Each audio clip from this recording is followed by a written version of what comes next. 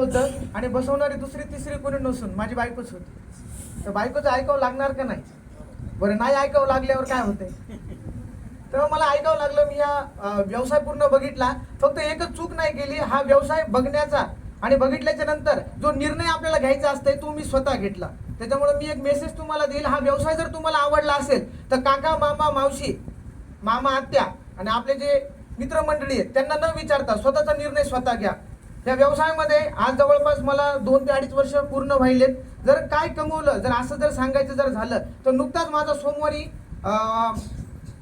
वाढदिवस होता आणि मी एक होम मीटिंग लावली होती. तर अक्षरशः म्हणजे मी अर्धा तास रडत होतो.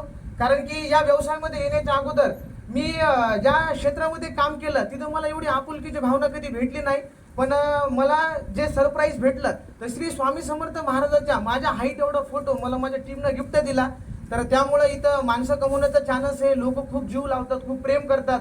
फक्त आपल्याला दुसऱ्यांसाठी काम करायचंय. आपण जर दुसऱ्यांसाठी काम जर केलं तर तो भगवंत आपल्यासाठी लाभ करून देणारा हा व्यवसाय आहे. तर जास्त काय बोलणार नाही. ह्या वर्षाचं जर चालू इन्कम जर सांगायचं झालं तर 7,16,800 रुपये ह्या चालू वर्षाचं इन्कम आहे.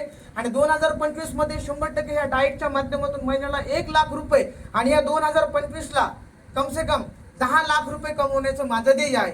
ज्या व्यवसायामध्ये जसं तुम्हाला कोणी ना कोणी आणलं, ज्यांनी आणलं, घडवलं, टिकवलं, शिकवलं आणि या स्टेजच्या लायक बनवलं, असे आमचे ग्रेट मेंटर प्रसाद जंगले सर यांना तर मी प्रथमतः वंदन करतो. आणि जिनं वेळोवेळी साथ दिली, जिनं नुसतं ह्या व्यवसायामध्ये आणलंच नाही तर खंबीरपणे माझ्या पाठीशी उभं राहिली, अशी माझी बायको, तिचे पण मनापासून धन्यवाद. जाताना एकच मेसेज देईल.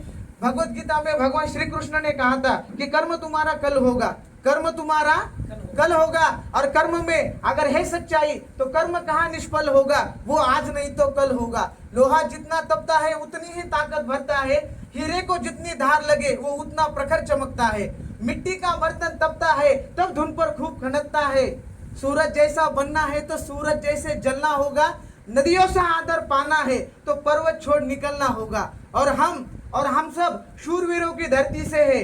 हम ये क्यों सोचे कि राह सरल होगा, कुछ ज्यादा वक्त